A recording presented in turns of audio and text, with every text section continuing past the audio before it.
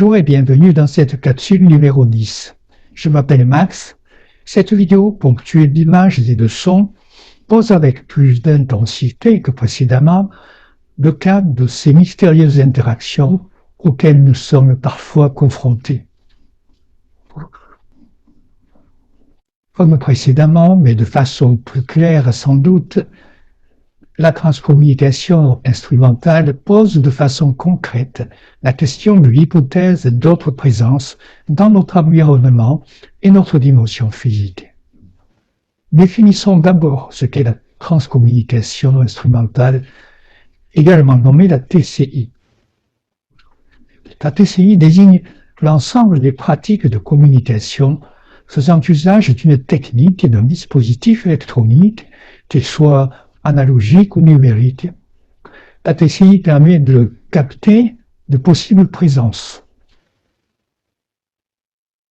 Les instruments dont on se sert peuvent être le magnétophone, la caméra, le microphone, le téléphone, la télé, un écran d'ordinateur, etc. Des sons brefs ainsi que des images, souvent floues mais significatives, sont captés par ces chercheurs de l'invisible. Les sons peuvent être des mots ou, par exemple, de la musique. Les images peuvent être des silhouettes d'humains, d'animaux, des morceaux de paysages ou autre chose. Les résultats obtenus sont irréguliers, mais parfois stupéfiants, laissant penser que nous sommes bien loin de comprendre toutes les logiques de ce monde. Plusieurs méthodes permettent d'obtenir des résultats. Mais le but n'est pas ici d'expliquer les méthodes, juste d'observer quelques résultats. Sachez simplement que les images que vous allez voir ont été obtenues lors d'une expérimentation utilisant un écran et une caméra, produisant ensemble ce qu'on appelle un effet Larsen. Que voyez-vous?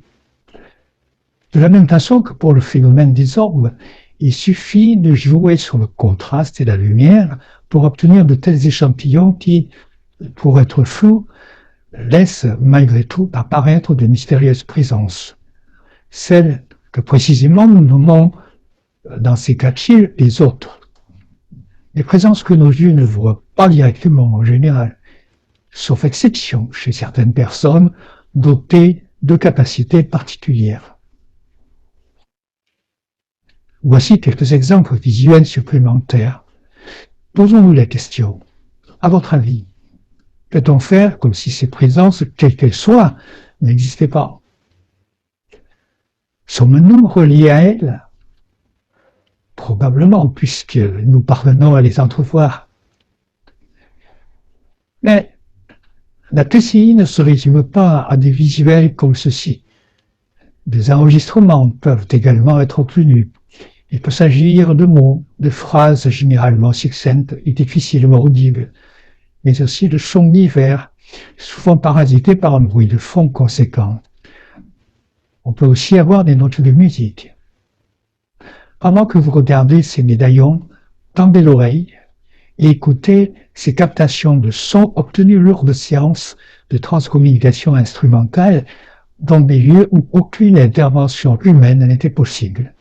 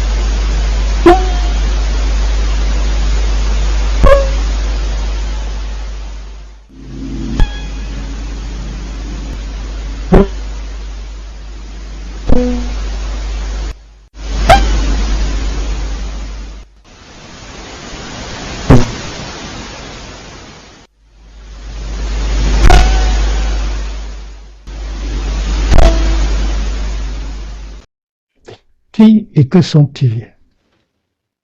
Diverses hypothèses sont envisageables. Il s'agit peut-être de défunts, pourquoi pas de ce que la tradition nomme les guides ou bien être dans une dimension parallèle. Certains imaginent qu'il s'agit de notre nous, de soi-même dans une autre dimension,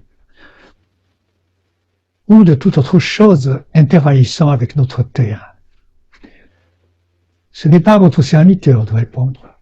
Il m'appartient juste de poser les questions. Par contre, ne serait-il pas profitable à tous de cesser d'ignorer cette coprésence en faisant comme si elle n'existait pas? Et si on intégrait ces présences dans notre raisonnement, notre logique et notre rationalité? Celles-ci ne semblent pas faire partie de notre physicalité en 3 dimensions. Très bien. Mais elles font pourtant partie d'une multidimensionnalité avec laquelle nous interagissons, dans la mesure où nos pieds, justement, ces images et ces sons, voire, dans certains cas, une communication. Nier ces phénomènes ne revient-il pas à faire une faute intellectuelle? N'a-t-on pas un devoir de connaissance et de reconnaissance de ces autres, quels qu'ils soient? Je vous laisse y songer. Le fait est que le mental humain tend à rejeter ou bannir ce qu'il ne comprend pas, ce qui effraie, ce qui ne l'arrange pas, ou ce qu'il ne peut contrôler. La nature humaine est ainsi faite. Aujourd'hui, certains rient de l'idée que ces offres existent purement et simplement. Mais demain est un autre jour. Rappelons-nous ce que disait Arthur Schopenhauer au sujet des vérités qui dérangent, celles que l'on nie. Il disait la chose suivante: toute vérité franchit 3 étapes. D'abord, elle est ridiculisée. Ensuite, elle subit une forte opposition. Puis, elle est considérée comme ayant toujours été une évidence.